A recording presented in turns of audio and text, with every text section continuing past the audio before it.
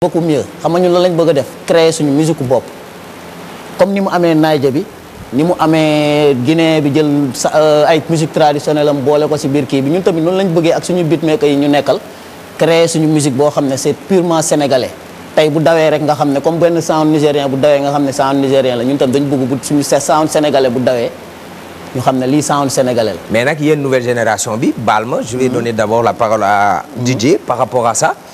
mais vous êtes plus fort en copie qu'en création. non c'est-à-dire comme ay.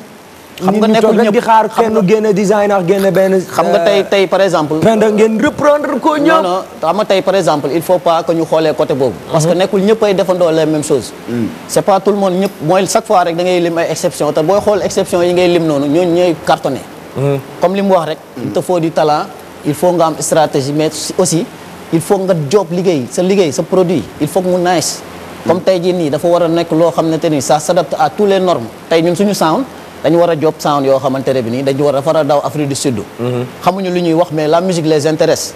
ñun tamit xamuñu li nigérien bi. mais ça il faut vraiment une certaine créativité. si y en a mais par exemple bu ngeen demee download bi rek ñëw tegaat ci. non gars yi par exemple ñu waa ji rabee ngeen koy tegaat. download bàyyi nañ ko comme li ñuy wax. non si gars yi ñu download bàyyi nañ ko. c'est comme si nekkuñ ci même loolu ñu tardé ñoo koy def quoi maanaam ñi nga xamante ne bi nii ils sont novices dans la musique wala dañoo tardé parce que tey jii nii ku dem ñun ñëpp xam dem nañ ba xam réalité que ne ñun tant que ñu ngi jël ay bitu américain di si teg on ne sera pas respecté. mais Karbala désolé mais Drake xaw ma Drake day génne benn sound tey si ngoon. gars yi dëpp lyrics yi jël beat bi. mais ñëpp nekkul la kay ñu ngi koy def. y a beaucoup de gens qui le font et ça marche et c'est malheureusement ce qui marche. yow tey par exemple mënoo ma limal kenn koo xamante ne bi nii ñëpp xam nañ ko muy def loolu. non mais bëri na. je veux pas frustrer des gens mais y en a. non les gens qui nous suivent ils savent. non attends. nekkul ñëppay def loolu il faut pas mettre chaque fois nekkul ñëppay def loolu mais la majeure partie en général majeure partie bi ba léegi nii may wax ak yow ba léegi nii may wax ak yow am na ñenn ñoo xamante ne nii ils sont là ils sont passionnés et ils veulent amener les choses beaucoup plus loin tey jii nii ñun suñu cas ñun ñëpp ñun loolu la ñuy dund génération bi ñu toll nii am nañ audace am nañ fitu jël di def ay affaires yoo xamante ne bi nii tey boo ko defoon 2 ans 3 ans si ginnaaw gars yi taxaw saaga la mais tey ñun jël nañ responsabilité boobu am nañ engagement ba pare ñu ngi koy def te mu ngi marché.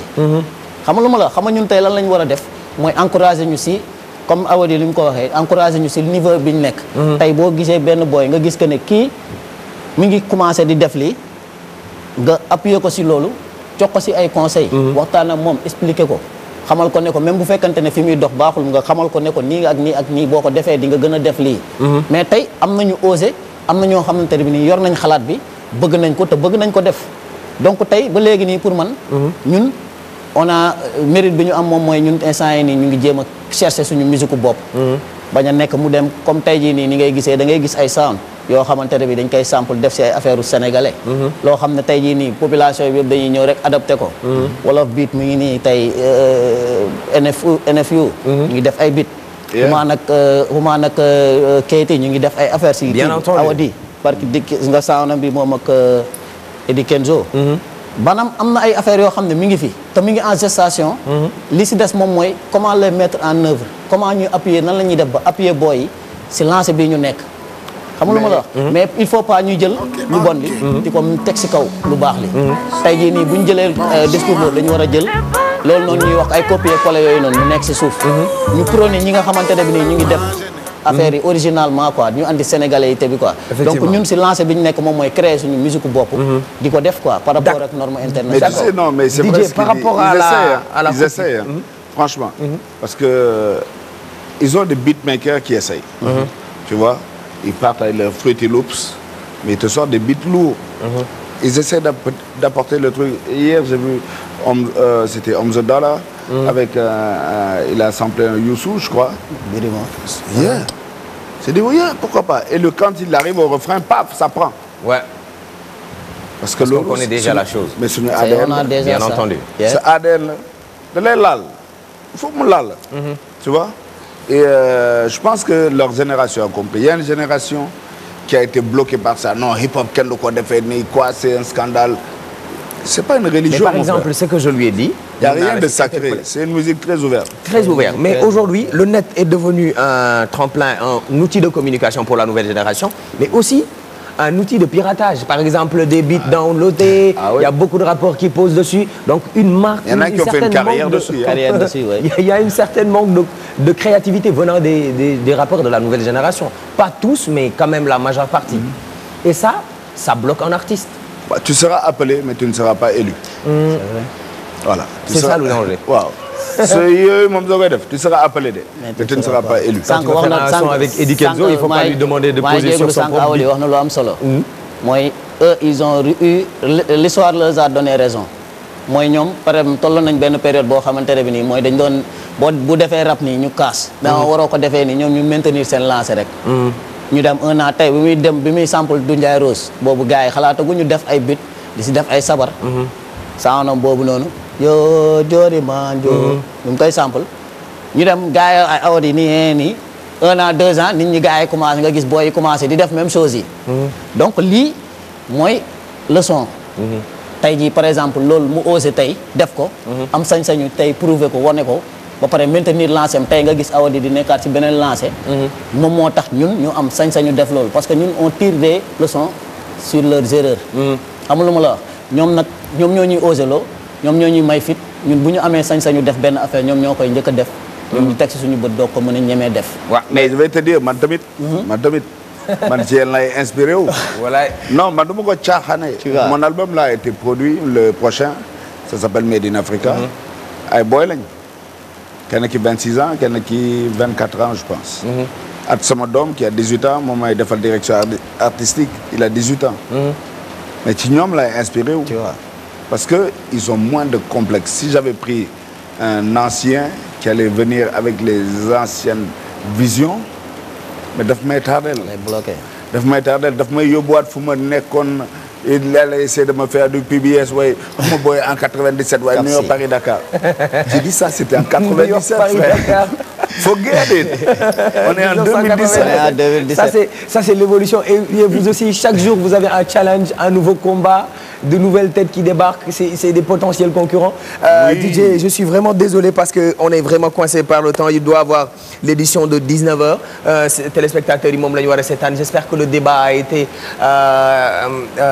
utile pour les téléspectateurs qui nous suivent. En tout cas, moi je remercie Karbala, je te remercie parce Merci que beaucoup. J'apprends quoi, tu vois. Je suis dans une période de ma vie, c'est bizarre mais dafa mel ni j'ai commencé hier et je suis en train de tout réapprendre. Wallaay. Parce que ñoom dañu ñëw rek jaxase game. Xam nga je dis souvent du game sax. Mais j'aime bien, ils ont apporté une nouvelle énergie, une nouvelle fraîcheur. Et en tout cas, je suis très admiratif de ce que fait la nouvelle génération. Je m'en inspire et voilà, je pense qu'ils ont... Un mot par rapport à la nouvelle émission. Voici le deuxième numéro. C'est une bonne émission. Merci. En tout cas, ça nous permet d'expliquer ce qu'il y a derrière la façade. Parce que très souvent, dans les gis, rap bi, tu ne vois que l'artiste sur scène ou le clip. Mais doo xam jaar-jaar bi ak difficulté yi. Parce qu'aujourd'hui, on a speedé le truc. Mais chaque étape, chaque fois qu'on a eu raison, mais on nous a reproché d'avoir eu raison. On nous a craché dessus. On nous a insultés. On nous a traités de fake, de whatever. Et on a accepté. Aujourd'hui, l'histoire vous a donné raison. Oui, mais c'est pour te dire, c'est d'éternels combats et d'éternelles victoires, d'éternelles défaites. Mais on a le devoir de continuer parce que c'est notre passion, c'est ce qu'on aime. DJ Awadi, on viendra au studio pour voir qu'est-ce qu'il en est de sa nouvelle production africaine qui s'appelle Made in Africa.